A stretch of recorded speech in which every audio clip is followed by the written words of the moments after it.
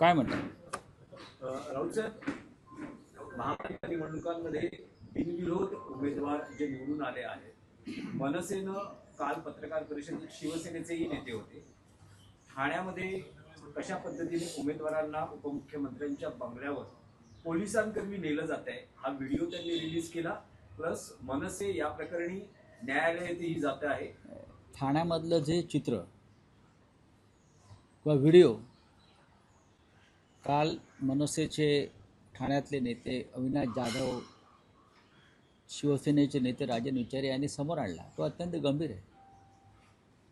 Police उमेदवारांच्या घरात जातात, गेले, मग मनसे असेल किंवा शिवसेना असेल, आणि त्यांना घरातून पकडून गाडीत टाकून एकनाथ शिंदेंच्या ठाण्यातल्या घरी आणतायत. हे काम पोलिसांना दिलं आहे, हे काम पोलिसांना दिलं आहे आणि पोलीस ते इमान इतबारे करतायत. आपल्या वर्दीची शान न राखता पोलीस ते काम करतायत. किंबहुना पोलिसांचाही नाईलाज असेल, पोलिसांनाही धमक्या दिल्या असतील, तुला चंद्रपूरला पाठवू, तुला गडचिरोलीत पाठवू. पण निवडणूक आयोगासमोर हे आता चित्र आल्यावर निवडणूक आयोग काय करणार आहे? तुम्ही याचा अर्थ तुम्ही शिवसेनेला किंवा मनसेला घाबरलेला आहात. तुमच्यासमोर ते लढायला नको आहे.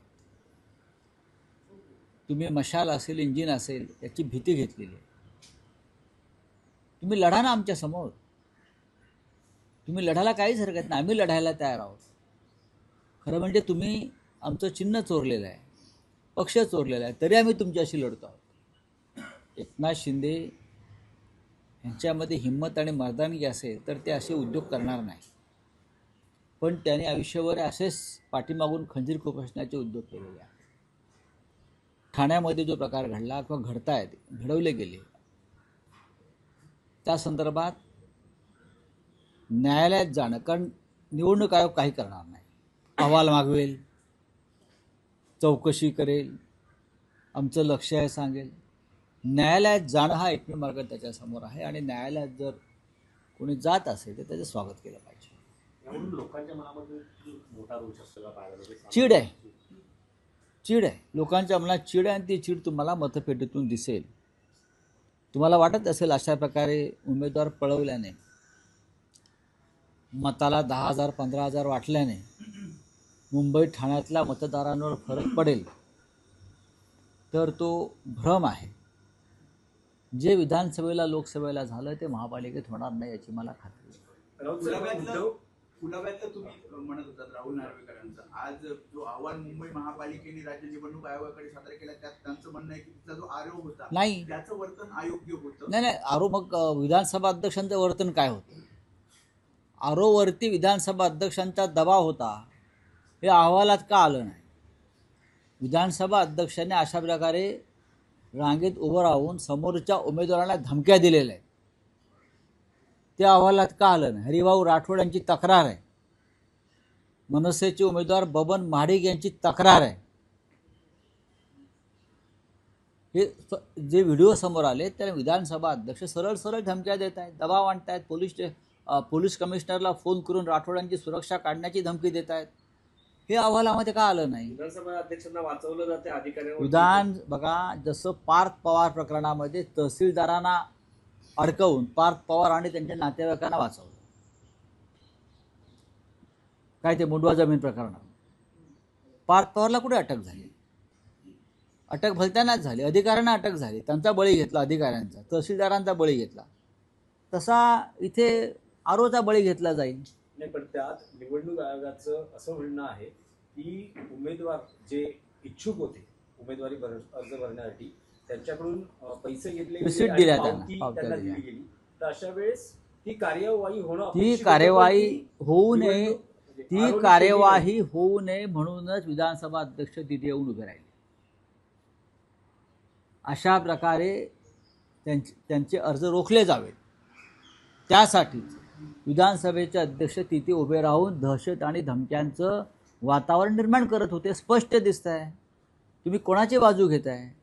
तुम्ही गुन्हेगारांची बाजू घेऊ नका. हे व्हाईट कॉलर क्रिमिनल आहे सगळे आणि त्यांना कायद्याचं ज्ञान असल्यामुळे त्या कायद्याच्या ज्ञानाचा वापर राजकीय गुन्हेगारीसाठी करताय.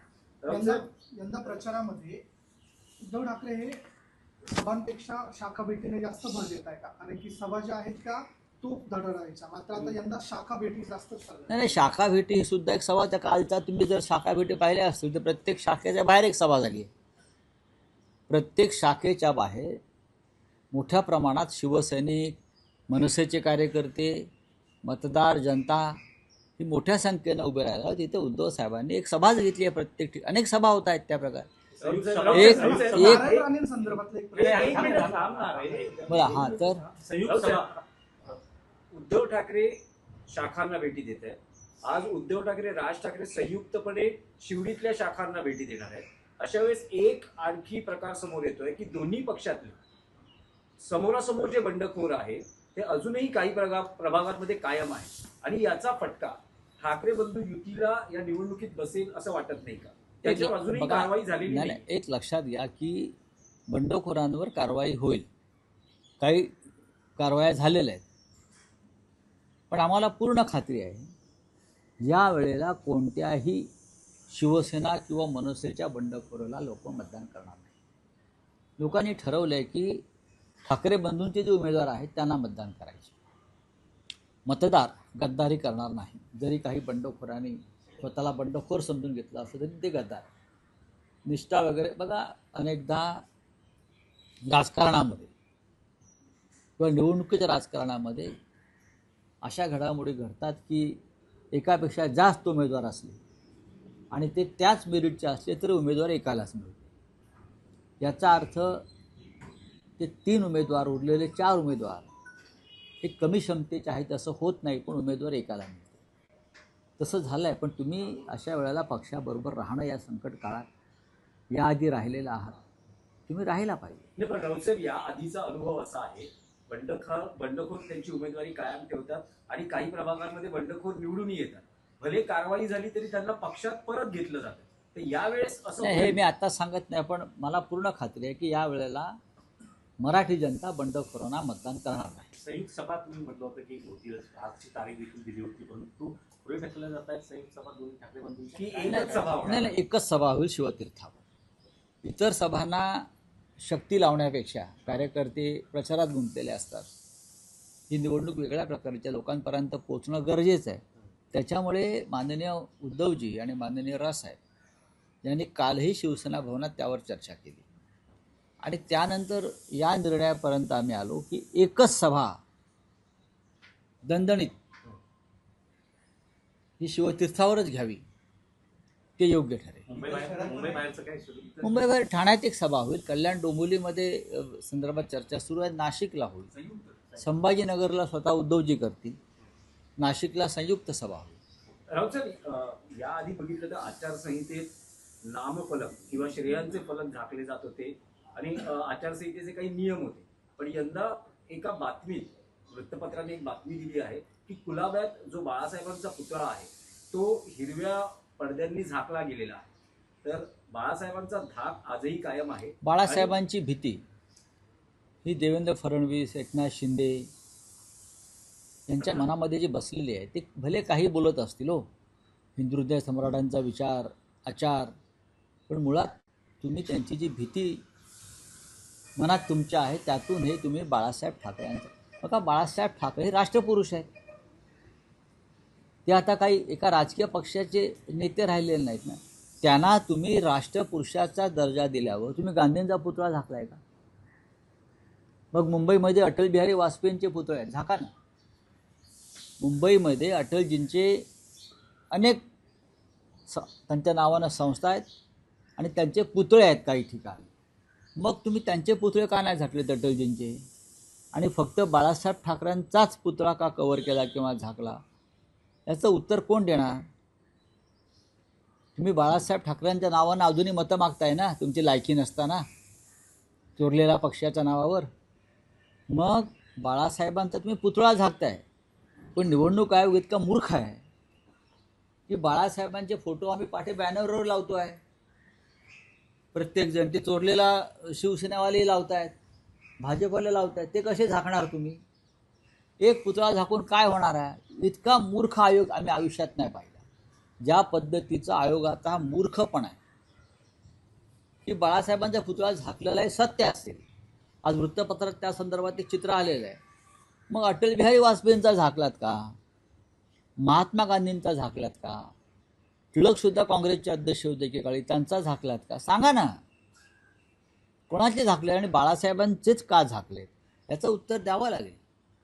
राऊत साहेब, नारायण आणखी राणे एक आहे. संदर्भात दोन प्रश्न आहेत. देवेंद्र फडणवीस काल मुंबईतील सभेत असं म्हटले ठाकरे बंधूंच्या युती संदर्भात की कॅमेरामॅन आणि कार्टुनिस्टची युती म्हणजेच करप्शन आणि कन्फ्युजन यांची युती असल्याचा त्यांनी अडवाणी बरोबर गौतम अडाणी बरोबर युती करण्यापेक्षा दोन कलाकार एकत्र आहेत. बाळासाहेब ठाकरे व्यंगचित्रकार होते ना, मग तुम्ही त्यांना तेच म्हणाल.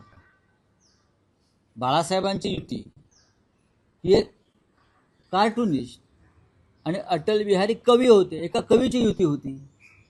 त्याच्यावरती काय म्हणणं आहे मिस्टर फडणवीसांचं? सांगा ना मला. तुमच्याकडे कोणतीही कला नाही भ्रष्टाचाराशिवाय आणि झुंडशाहीशिवाय. कोणत्या कलेमध्ये हे अवगत आहेत का? मला सांगा ना. एकनाथ शिंदे काल साहित्य संमेलनात भाषण करत होते. मला हसायला झालं.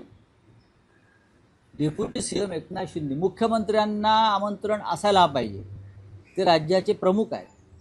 मुख्यमंत्र्यांना बोलवलं म्हणून मलाही बोलवा असा हट्ट शिंदेच्या लोकांनी साहित्य संमेलनात धरला का? मोठी देणगी दिली असेल तर दिल्लीत दिली होती. आणि काल ते भाषण करत होते साहित्य. हे गंमतच चालली आहे राज्यामध्ये, हे विनोदच चाललेला आहे. फडणवीस असंही म्हणाले म्हणजे फडणवीस काय म्हणतात त्याच्यावरती ते मुख्यमंत्री आहेत म्हणून त्यांचं ऐकलं जातं.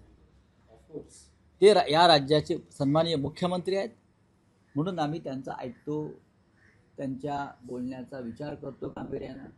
ते जेव्हा मुख्यमंत्री नसतील तेव्हा त्यांचं कोणीच ऐकणार नाही, त्यांच्या पक्षात सुद्धा कोणी ऐकणार नाही. ते काही बोलतील. एक कार्टुनिस्ट कॅमेरामॅन व्हायला किती संघर्ष आणि अभ्यास करावा लागतो हे त्यांना कळणार नाही. ते वकील झाले पण वकिली केली का? अजिबात नाही. नाही, पण त्यांनी म्हटलं करप्शन आणि कन्फ्युजन असाही उल्लेख केलेला. करप्शनचा बादशाह कोण असेल तर भारतीय जनता पक्ष आहे. करप्शन काय लेवलला आहे त्यांच्या सरकारमध्ये अजित पवारांनी सांगितलं की भाजपची भूक बकासुराची आहे. माझ्यावर 70,000 कोटीचा आरोप केला आणि मी त्यांच्याबरोबर पक्षात आहे, यापेक्षा भ्रष्टाचाराचा पुरावा काय भाजपला? स्वतः त्यांच्या डेप्युटी सीएमनी भ्रष्टाचाराचा पुरावा दिलेला आहे. हो हां, मुंबई विकली अडाणींना, हा भ्रष्टाचार नाही का? हा भ्रष्टाचार नाही. अख्खा देश अडाणीच्या घशात घातला, हा भ्रष्टाचार नाही. काय सांगतात मिस्टर देवेंद्र फडणवीस? मुख्यमंत्री आहात, मुख्यमंत्र्यासारखं वागा आणि बोला. नारायण राणे संदर्भात दोन प्रश्न आहेत. आपण नारायण राणे संदर्भात मी कोणत्या प्रश्नाला उत्तर देणार नाही. ते वेगळ्या पक्षाचे नेते आहेत, त्यांचे प्रश्न त्यांना विचारा. तर ते असं सुद्धा म्हणाले की शिवसेनेचा ठाकरे गट आणि मनसेचा वचननामा नाही तर वाचननामा आहे. असेल ना वाचन. आमची वाचन संस्कृती आहे ना. आम्ही सुशिक्षित लोक आहोत. तुमच्या पक्षातल्या लोकांना लिहिता वाचता येत नाही आणि साहित्य संमेलनात जाऊन भाषणं करताय. काय सांगताय तुम्ही? आहे ना, काय ते बोलतील ते आहे. पण तुम्ही वचननामा आमचा वाचलाय, किती ताकदीचा आहे तो फडणवीसांनी, म्हणून त्यांना बोलावं लागतं. ठाकरे आता ज्यांना वंदे मातरमची एलर्जी आहे त्यांच्यासोबत जाऊन बसतो. तुमची एलर्जी कोणाला आहे? हे वंदे मातरमवर जेव्हा चर्चा झाली पार्लमेंटला तेव्हा देशाने ऐकलं. राष्ट्रीय स्वयंसेवक संघानं कधी स्वातंत्र्याच्या लढ्यात भाग घेतला नाही, कधी वंदे मातरम म्हटलं नाही, कधी आपल्या कार्यालयावर तिरंगा फडकवला नाही. अशा संघाचे कार्यकर्ते आम्हाला वंदे मातरमवर सांगतायत, हे गंमत आहे. 50 वर्ष देशाच्या स्वातंत्र्यानंतर ज्या राष्ट्रीय स्वयंसेवक संघानं आपल्या कार्यालयावर राष्ट्रध्वज तिरंगा फडकवला नाही, ज्या राष्ट्रीय स्वयंसेवक संघाचा एकही कार्यकर्ता देशाच्या स्वातंत्र्य लढ्यामध्ये कधी उतरला नाही, साधी कधी काठी लाठी खाल्ली नाही, कधी शहीद झाले नाहीत, आमच्या महाराष्ट्राच्या लढ्यामध्ये संयुक्त महाराष्ट्र लढ्यामध्ये हे कधी नव्हते. आणि हे आम्हाला वंदे मातरमवर आता आम्हाला प्रवचनं देत आहेत, ज्ञान देत आहेत. तर भाजपची सत्ता असलेल्या इंदूरमध्ये 15 लोकांचा मृत्यू झाला. आता गांधीनगरमध्ये देखील महापालिकेमध्ये भाजपची सत्ता आहे, तिथे 104 मुलं आजारी पडले. ही अवस्था आहे शुद्ध भाजप पाणी नाही या राज्यामध्ये, पोटभर अन्न नाही मोदींच्या राज्यामध्ये, स्वच्छ पाणी नाही, हवा नाही, काही नाही, आणि तरी म्हणतात सगळं काही एकदम छान आहे, मस्त आहे. चला, थँक्यू. प्रताप साहेब, मुंबई अध्यक्ष भाजपचे सर, इनमें रहना चाहेंगे जो है ईश्वर इनके ऊपर जो है टिप्पणी की गई है, कार्टूनिस्ट और कैमरामैन की युति कहा जा रहा है. देखिए, कार्टूनिस्ट और कैमरामैन की युति, ये अगर देवेंद्र फडणवीस को बहुत दर्द देता है तो ये कला का अपमान है, संस्कृति का अपमान है.